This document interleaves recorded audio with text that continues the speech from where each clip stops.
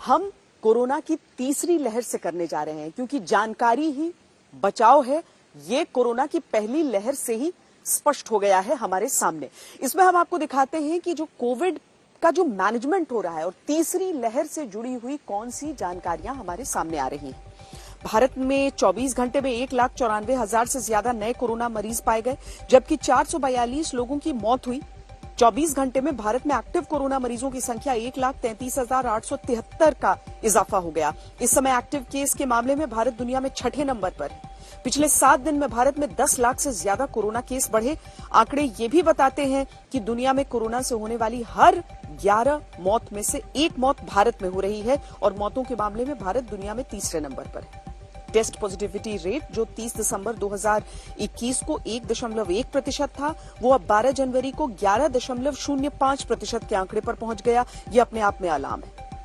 भारत में करीब 300 ऐसे जिले हैं जहां कोरोना का केस पॉजिटिविटी रेट 5% से ज्यादा रिपोर्ट हुआ है।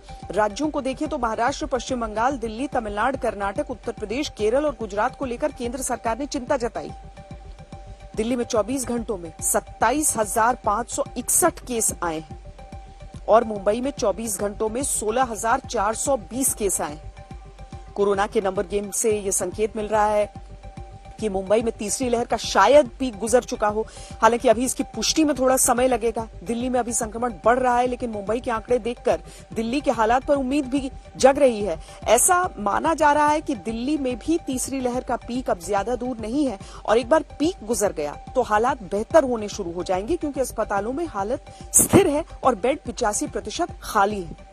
चुनावी रैलियों ने तो अपना काम कर ही दिया। अब ऐसा लगता है कि मेलों और दूसरे आयोजनों की बारी है। गंगा सागर मेला और माघ मेला सहित तमाम आयोजन अलग अलग राज्यों में अपने ट्रैक पर हैं। ऐसे में इन्हें कोरोना का सुपर स्प्रेडर आयोजन बनने से रोकना सरकारों के लिए, स्थानीय प्रशासन के लिए बहुत बड़ी चुनौती होगा। हर किसी के मन में सवाल है कि बूस्टर डोज जो है वो कब लगेगी। इस सवाल को WHO ने एक नया एंगल दे दिया है। तमाम वैक्सीन के प्रभाव का मूल्यांकन उसने किया है और WHO के पैनल ने यह चेतावनी दी है कि जो वैक्सीन लोगों को शुरू में लगी, उन्हीं की एक और डोज बूस्टर के रूप में लगा देना नए वेरिएंट्स के खिलाफ कोई अच्छी रणनीति नहीं है। नए वेरिएंट्स को ठिकाने लगाने के लिए मौजूदा वैक्सीन में बदलाव करके बूस्टर डोज लगाना जरूरी है। दूसरी तरफ यूरोपियन मेडिसिन एजेंसी यानी EMA ने कहा है कि ओमिक्रॉन वेरिएंट कोरोना महामारी के खतरे का अंत भी कर सकता है।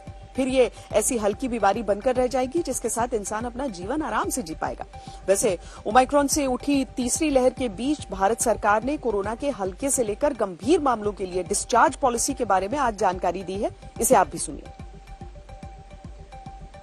जहां तक माइल्ड केसेस का संबंध है, डिस्चार्ज पॉलिसी ने इंडिया की और वर्ल्ड की एग्जिस्टिंग एविडेंस को एनालाइज करते हुए अब उसमें बदल किया है और उसके तहत अब यह कहा जाता है कि अगर आप टेस्ट पॉजिटिव होने के 7 दिन में 3 सक्सेसिव दिन तक अगर आपको बुखार ना हो, तब आप अपने आप को डिस्चार्ज मान सकते हैं, चाहे आप होम आइसोलेशन में हो, जैसे पिछले हफ्ते भी हमने इस पर बात की थी, और चाहे आप कोविड केयर सेंटर में हो। आपको 7 दिन में से अगर 3 दिन सक्सेसिव डेज टेस्टिंग के बाद अगर आपको कोई फीवर ना हो तो आप डिस्चार्ज माने जा सकते हैं और उसके लिए डिस्चार्ज होने के बाद भी टेस्टिंग कराने की आवश्यकता नहीं है। इसी के साथ ही जो मॉडरेट केसेस होते हैं वह 2 तरीके से हो सकते हैं। कुछ केसेस ऐसे हैं जिनमें कि कोई सिम्टम ना हो, ऑक्सीजन सैचुरेशन 93% से अबव बना रहे और 3 सक्सेसिव दिन यानी कि कंटिन्यूअस 3 दिन तक अगर ऐसी सिचुएशन रहे और साथ में कोई भी हमारी कोमॉर्बिडिटी हो, उसमें कोई डिटेरियोरेशन ना हो, तब उन केसेस में भी जब 3 सक्सेसिव दिन तक अगर हम बिना ऑक्सीजन सपोर्ट के रहते हैं, हॉस्पिटल सेटिंग में रहते हैं, तो ट्रीटिंग मेडिकल ऑफिसर उस पेशेंट को डिस्चार्ज करने का निर्णय ले सकता है और उस समय पर भी टेस्टिंग की आवश्यकता नहीं है।